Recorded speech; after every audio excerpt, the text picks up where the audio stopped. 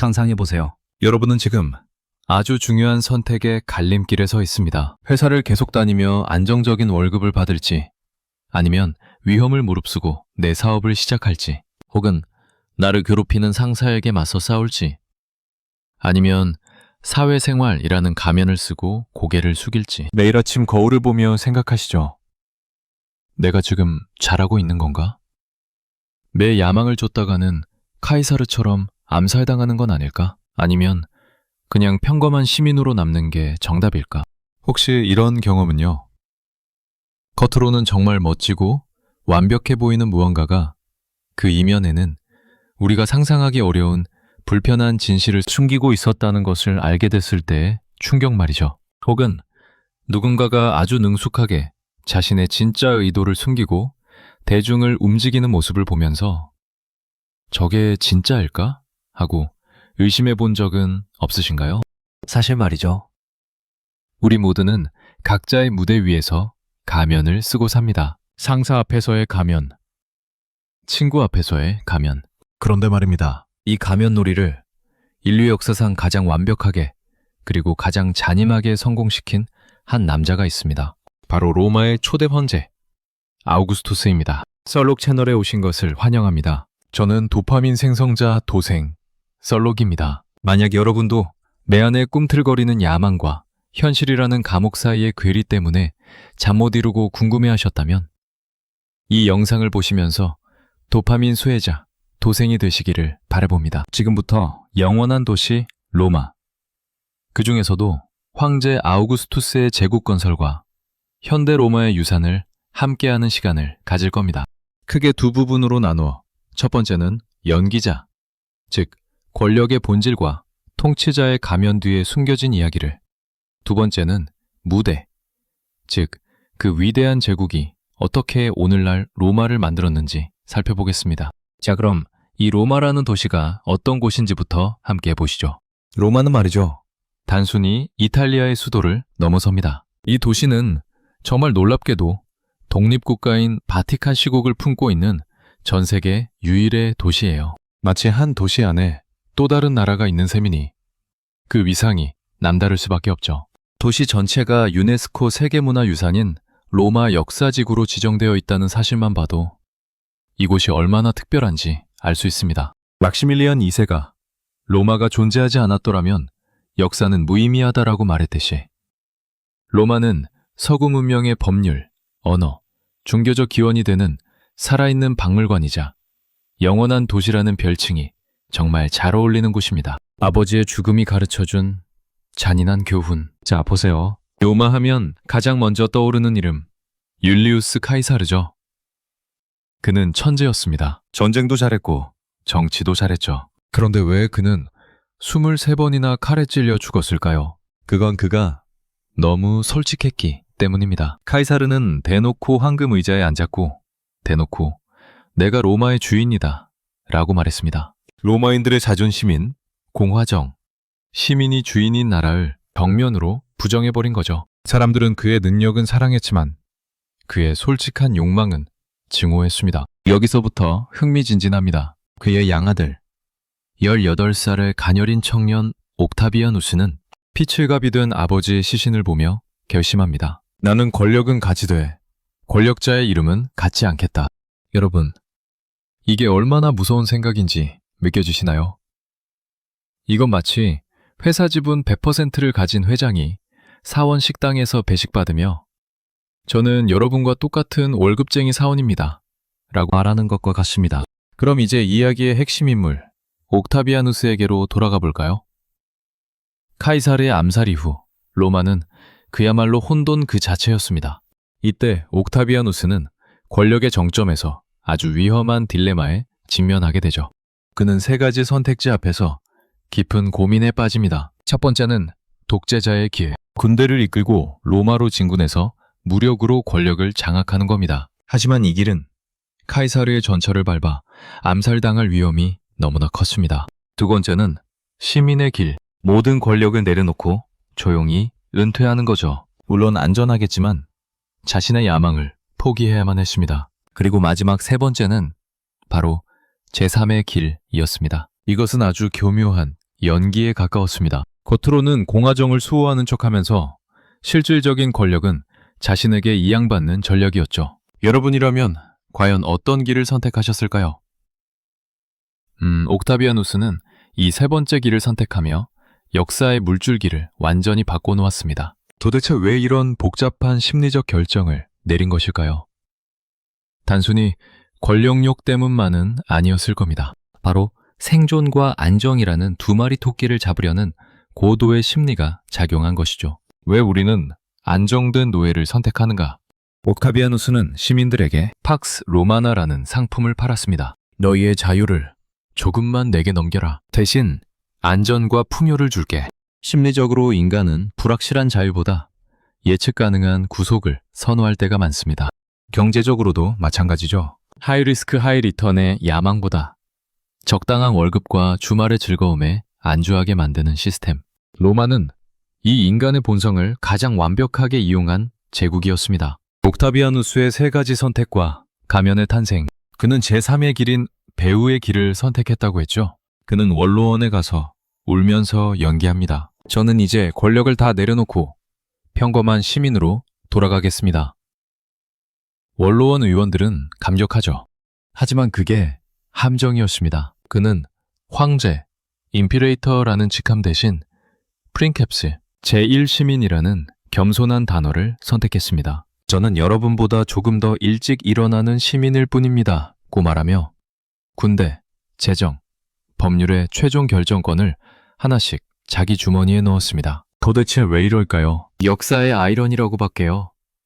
사람들은 겉모습이 겸손하면 속으로 칼을 차고 있어도 믿어버립니다. 오늘날의 마케팅과 정치도 똑같습니다. 우리는 그가 만든 이 가면의 시스템 속에서 2000년째 살고 있는 겁니다. 이 제3의 길을 선택한 옥타비아누스는 정말 위대한 연기자였습니다. 그는 치밀하게 계산된 정치적 드라마를 연출해냈죠. 기원전 27년 1월 13일, 옥타비아누스는 원로원 앞에서 로마 전역에 걸친 모든 권력과 군대를 반환하겠다고 선언합니다. 이른바 권력 반환 쇼였죠. 자, 보세요. 이 시점에서 원로원은 어떤 반응을 보였을까요? 당연히 그에게 계속 통치권을 유지해달라고 애원했습니다. 그리고 사흘 뒤인 1월 16일, 원로원은 그에게 아우구스투스, 즉 존엄한 자라는 칭호와 프린킵스, 즉 제1시민이라는 직위를 수여합니다. 그는 독재관이나 왕을 의미하는 렉스 같은 칭호는 단호히 거부했죠. 이것이 바로 그 연기의 정점입니다. 결국 그는 용기, 자비, 정의, 경건함이 새겨진 황금 방패까지 수여받았고, 이 모든 과정은 공화정의 탈을 쓴 제국이 탄생하는 순간이었습니다. 역사의 아이러니가 아닐까요? 공화정을 수호하는 것처럼 보였던 행동이 결국은 공화정을 종말시키고 재정을 시작하는 계기가 되었으니 말입니다. 권력은 가면 뒤에서 완성된다. 여러분, 역사는 늘 예상한 것처럼 흘러가지는 않죠. 옥타비아누스는 스스로를 아우구스투스, 존엄한 자라 불렀지만 죽기 직전 친구들에게 이렇게 물었다고 합니다. 내가 인생이라는 연극에서 내 역할을 잘 소화한 것 같나? 그렇다면 박수를 쳐주게. 결국 그는 평생을 연기자로 산 겁니다. 여기서 우리는 세 가지 질문을 스스로에게 던져봐야 합니다. 첫째, 나는 지금 누구를 위해 어떤 가면을 쓰고 있는가? 둘째, 내가 누리는 안락함이 혹시 나의 비판적 사고를 마비시키는 빵과 서커스는 아닌가? 셋째, 진정한 권력은 타인을 누르는 것이 아니라 아우구스투스처럼 시스템을 설계하는 데서 오는 것이 아닐까? 자, 여기서 우리가 자주 하는 실수가 나옵니다. 나는 로마 시민처럼 어리석지 않아. 공짜 밥 준다고 권력을 넘기지 않지. 과연 그럴까요? 놀라운 통계를 하나 드릴게요. 로마 제국 전성기 때 로마 시내 인구 100만 명 중 약 33만 명이 국가로부터 매달 무상으로 밀가루를 배급받았습니다. 그리고 로마의 1년은 150일 이상이 공식 축제일이었습니다. 이틀에 하루꼴로 논 거예요. 콜로세움에서 피 튀기는 검투사 경기를 보여주며 사람들의 눈을 가렸습니다. 사람들은 굶지 않고 매일 즐길 거리가 있으니 정치가 어떻게 돌아가는지, 내 자유가 어떻게 깎여나가는지 관심이 없어졌습니다. 함께 고민해 봅시다. 2026년 현재 우리의 모습은 어떤가요? 빵, 각종 정부 보조금과 저렴한 가공식품, 서커스, 스마트폰 안에 유튜브 쇼츠, 틱톡, 넷플릭스, 퇴근하고 누워서 의미 없는 영상을 3시간 동안 넘기며 깔깔대고 있나요? 축하합니다. 당신은 지금 로마 제국이 설계한 21세기형 서커스장에 앉아 계신 겁니다. 여러분도 잘 알고 계시듯이 무료로 제공되는 서비스의 진짜 상품은 바로 당신의 시간과 관심이니까요. 아우구스투스가 나는 벽돌의 로마를 받아서 대리석의 로마를 남긴다는 유언을 남겼고, 이는 곧 팍스 로마나, 즉 로마의 평화와 번영의 시대를 상징하는 말이 되었죠. 이것이 우리가 흔히 알고 있는 대리석의 로마라는 신화입니다. 그런데 말이죠. 정말 로마는 그토록 평화롭고 아름다운 대리석 같은 시대였을까요? 아니, 사실 그 이면에는 우리가 잘 몰랐던 벽돌의 로마라는 현실이 있었습니다. 가령 기원전 23년에 있었던 마르쿠스 프리무스 재판을 한번 생각해 보세요. 아우구스투스가 법정에서 위증을 하면서 공화정의 가면이 벗겨질 뻔한 사건이었죠. 또한 그는 간통죄 처벌을 강화하고 결혼법을 제정하면서 시민들의 사생활을 엄격하게 감시했습니다. 팍스 로마나의 본질은 평화라기보다는 강력한 군사적 통제와 사회 통제에 가까웠던 겁니다. 지금 이런 생각 들지 않으세요? 오늘날에도 평화라는 이름으로 혹은 안정이라는 명목으로 개인의 자유나 자율성이 제한되는 경우가 종종 있잖아요. 역사는 늘 예상한 것처럼 흘러가지는 않고 겉으로 보이는 아름다운 모습 뒤에는 늘 다른 이야기가 숨어 있을 수 있다는 것을 로마는 우리에게 가르쳐주고 있습니다. 아우구스투스는 로마의 정치 무대를 성공적으로 연출했지만 정작 자신의 후계자 문제 앞에서는 예상치 못한 비극적인 상황에 직면합니다. 그는 자신의 뒤를 이을 제목을 애타게 찾았지만 그의 조카 마르켈루스는 일찍 세상을 떠났고 가장 믿었던 친구이자 사위였던 아그리파마저도 그의 곁을 떠났습니다. 심지어 야심차게 준비했던 손자 가이우스와 루키우스마저도 요절하는 비극을 겪게 되죠. 의붓아들이었던 드루수스도 죽음을 피할 수 없었습니다. 그야말로 저주받은 혈통이라고 해도 과언이 아닐 정도로 연달아 후계자들이 불운하게 생을 마감했습니다. 결국 그에게 남은 유일한 선택지는 바로 티베리우스였습니다. 흥미로운 사실은 아우구스투스가 가장 원하지 않았던 후계자가 바로 티베리우스였다는 점입니다. 제국이라는 거대한 무대의 주연을 성공적으로 교체하고 싶었던 아우구스투스의 바람은 아이러니하게도 자신의 의지와는 다르게 흘러갔던 거죠. 이것 또한 역사의 아이러니가 아닐까요? 아무리 강력한 권력을 가진 황제라도 가족과 운명의 흐름만큼은 마음대로 할 수 없었으니 말입니다. 그렇게 아우구스투스가 원하지 않았던 후계자로 지명된 티베리우스는 어땠을까요? 그의 삶은 희생과 고뇌의 연속이었습니다. 사랑하는 아내 빕사니아와 강제 이혼하고 아우구스투스의 방탕한 딸 율리아와 정략 결혼을 해야만 했죠. 얼마나 괴로웠을까요? 정치적 염증과 불행한 결혼 생활에 지쳐 그는 결국 로도스 섬으로 7년간이나 은둔 생활을 떠나기도 했습니다. 하지만 운명은 그를 내버려 두지 않았습니다. 전쟁자들이 모두 사망하자 그는 로마로 소환되어 기원 후 14년에 황제로 즉위합니다. 티베리우스는 분명 유능한 행정가였지만 원치 않았던 황제의 자리에 앉았기에 평생 원로원과는 불화를 겪었고 결국 말년에는 다시 카프리 섬으로 은둔하며 쓸쓸한 삶을 마쳤습니다. 그의 삶을 보면서 함께 고민해 봅시다. 과연 자신의 의지와는 상관없이 주어진 자리에서 최선을 다하는 것이 옳은가요? 아니면 자신의 행복을 찾아 모든 것을 내려놓는 것이 더 현명한 길일까요? 티베리우스의 고뇌는 오늘날 우리에게도 많은 질문을 던져주고 있습니다. 이렇게 한 개인의 고뇌와 정치적 계산 속에서 탄생하고 이어진 로마 제국은 그 위용이 정말 대단했습니다. 무려 기원전 27년부터 서기 1453년까지 약 1480년이라는 어마어마한 시간 동안 존속했죠.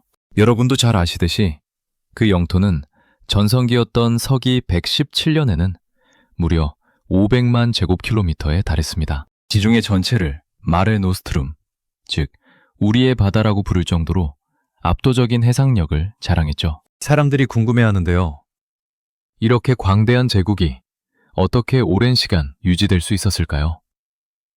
바로 로마가 남긴 강력한 유산 때문입니다. 로마법이라는 체계적인 법률, 라틴어라는 공통 언어, 그리고 기독교라는 종교적 기반, 여기에 유럽 대륙을 하나로 엮는 도로망까지, 이 모든 것이 유럽 표준화의 기원이 되어 제국의 존속에 결정적인 역할을 했습니다. 이런 거대한 유산 덕분에 로마는 단순히 사라진 제국이 아니라 여전히 살아 숨쉬는 역사의 증인이 되고 있는 겁니다. 이처럼 찬란했던 고대 로마는 오늘날 어떤 모습으로 우리에게 다가올까요? 현대 로마는 이탈리아의 라치오주의 주도이자 여전히 활기 넘치는 대도시입니다. 고대 로마가 7개의 언덕 위에 세워졌다는 이야기는 유명하지만 오늘날 그 언덕들은 현대 도시의 확장 속에 자연스럽게 통합되어 있죠. 로마의 경제 구조를 보면 중심부에서는 관광, 정부 행정, 금융 같은 서비스업이 전체 GDP의 70%를 차지하며 도시를 지탱하고 있습니다. 애니 같은 에너지 기업부터 펜디나 불가리 같은 패션 명품 브랜드까지 로마는 고대의 영광과 현대의 산업이 공존하는 독특한 경제 환경을 가지고 있습니다. 자, 보세요. 고대 로마가 남긴 거대한 유산들이 오늘날 관광산업의 핵심이 되고 로마가 가진 상징성이 명품 브랜드에도 영향을 미치는 것을 보면 역사의 흔적이 얼마나 중요한 경제적 가치를 지니는지 알 수 있습니다. 이렇듯 로마는 과거와 현재가 유기적으로 연결된 살아있는 도시인 셈이죠. 실제적 리디, 로마의 부동산과 우리의 영끌. 역사는 늘 예상한 것처럼 흘러가지 않죠. 로마의 평화, 팍스 로마나가 지속될수록 빈부격차는 극심해졌습니다. 로마의 귀족들은 인술라라고 불리는 낡고 위험한 5층이나 6층짜리 아파트를 서민들에게 임대하며 엄청난 폭리를 취했습니다. 서민들은 그 비싼 월세를 내기 위해 하루 종일 일하고 밤에는 무너질지 모르는 좁은 방에서 잠을 잤습니다. 지금 이런 생각 들지 않으세요? 연봉 1억을 찍어도 대출 이자 내고 나면 남는 게 없다는 우리의 한탄. 이게 2000년 전 로마 시민들이 인술라 창가에 서서 하던 생각과 소름 돋게 일치한다는 사실 말이죠. 우리는 자유로운 시민인 척하지만 실상은 대출과 구독 서비스라는 쇠사슬에 묶여 제국을 지탱하는 부품으로 살고 있는 건 아닌지 함께 깊이 고민해봐야 합니다. 그리고 현대 로마를 이야기할 때 빼놓을 수 없는 것이 바로 바티칸 시국과 기독교의 영향입니다. 여기에는 정말 역사의 아이러니가 존재합니다. 한때 기독교인들을 핍박하고 박해했던 로마 제국의 수도가 시간이 흘러 이제는 전 세계 가톨릭의 본산, 즉 카푸트 문디로 변모했으니 말입니다. 로마 시내에 위치한 독립국가인 바티칸 시국은 교황청의 소재지이며 전 세계 수많은 가톨릭 신자들의 정신적 고향이 되고 있습니다. 성 베브로 대성당을 포함해 산 조반니인 라테라노, 산타 마리아 마조레, 성 밖의 성 바오로까지 이 네 대성당은 기독교 역사에서 매우 중요한 의미를 지닙니다. 도대체 왜 이런 극적인 변화가 일어났을까요? 제국이 기독교를 국교로 인정한 이후 로마라는 도시가 가진 상징성과 기존의 행정력이 기독교 전파에 결정적인 역할을 한 것이죠. 박해받던 종교가 박해하던 제국의 심장부를 차지하게 된 것. 참으로 놀라운 역사의 반전이 아닐 수 없습니다. 이제 고대 로마의 흔적들을 직접 만나러 가볼까요? 로마를 방문하면 반드시 가봐야 할 곳들이 있습니다. 먼저 콜로세움입니다. 고대 로마의 투기장이자 수많은 검투사들의 피와 땀이 서려 있는 곳이죠. 팁을 하나 드리자면 콜로세움은 항상 대기줄이 길기 때문에 통합권을 미리 예약하는 것이 시간을 절약하는 좋은 방법입니다. 다음은 포로 로마노와 팔라티노 언덕입니다.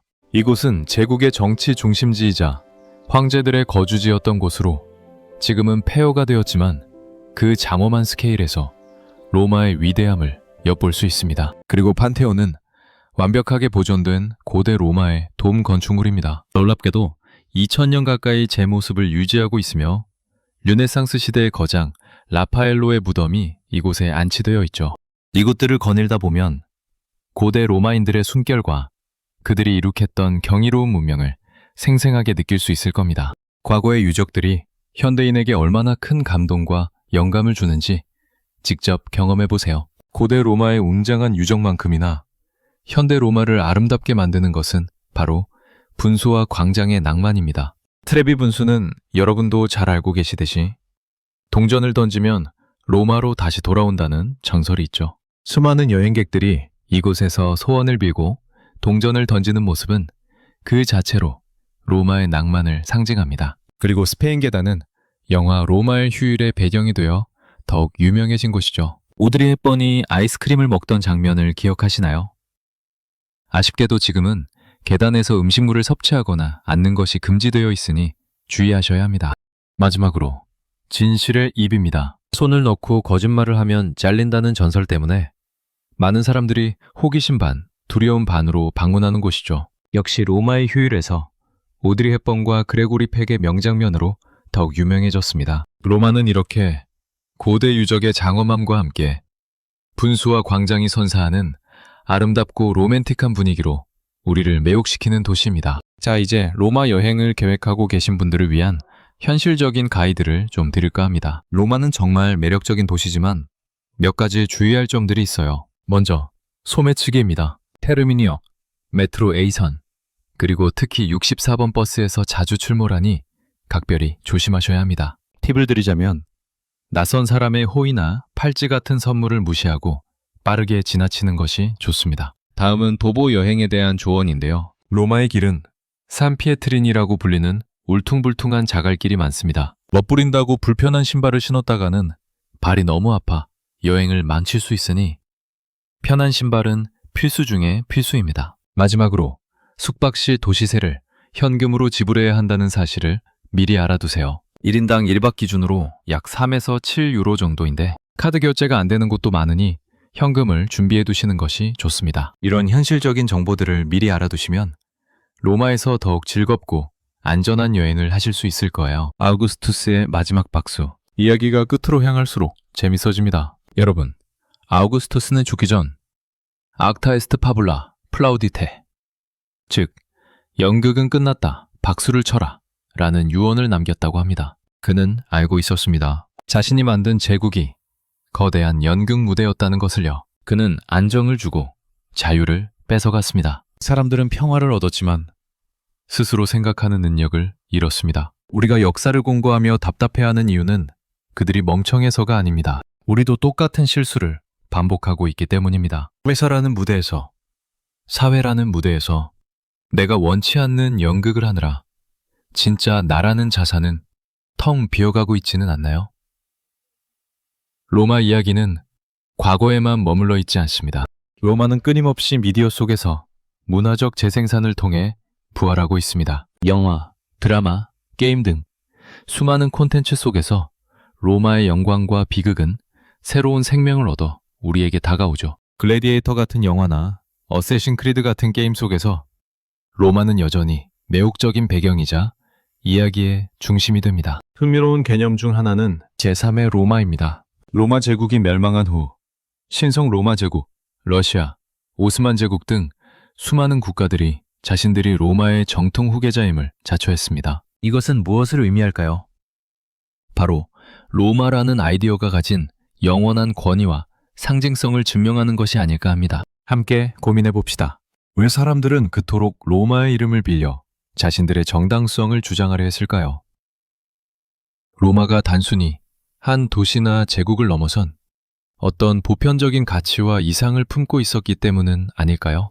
그는 벽돌의 로마를 대리석으로 바꾸는 연극을 성공적으로 마쳤고 그 연극은 역사가 되어 우리에게 전설을 남겼습니다. 로마를 이해하는 것은 단순히 과거의 역사를 아는 것을 넘어섭니다.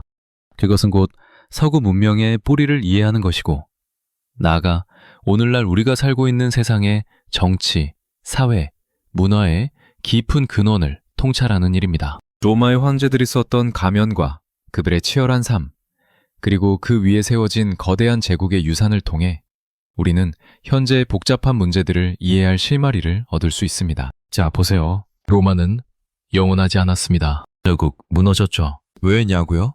무대 위의 배우들이 더 이상 진실을 말하지 않고 관객들이 서커스에만 취해 있었기 때문입니다. 로마 제국은 결국 무너졌지만 그들이 만든 권력의 작동 방식은 오늘날에도 여전히 유효합니다. 우리가 역사를 공부하는 이유는 단순히 연도를 외우기 위해서가 아닙니다. 제국의 함정에 빠지지 않고 내 인생의 주도권을 되찾기 위해서죠. 여러분은 빵과 서커스에 만족하는 관객으로 남으시겠습니까? 아니면 무대 위에서 자신만의 연극을 시작하시겠습니까? 역사는 늘 답을 알고 있습니다. 다만 우리가 질문하지 않을 뿐이죠. 진심으로 여러분의 미래가 타인의 설계가 아닌 여러분의 의지로 가득 차기를 응원합니다. 여러분의 지적 호기심을 충족시키고 세상을 보는 새로운 통찰력을 얻는데 작은 도움이 되셨는지요? 오늘 이야기가 여러분의 뇌에 신선한 도파민을 공급했다면, 그리고 조금이라도 뜨거워지는 무언가를 느끼셨다면 구독과 좋아요, 그리고 여러분의 생각을 댓글로 공유해주세요. 여러분의 지지가 썰록에게는 가장 큰 도파민입니다. 정신 바짝 차립시다. 여기는 여전히 영원한 제국이니까요. 다음 영상에서 뵙겠습니다. 지금까지 썰록이었습니다. 감사합니다.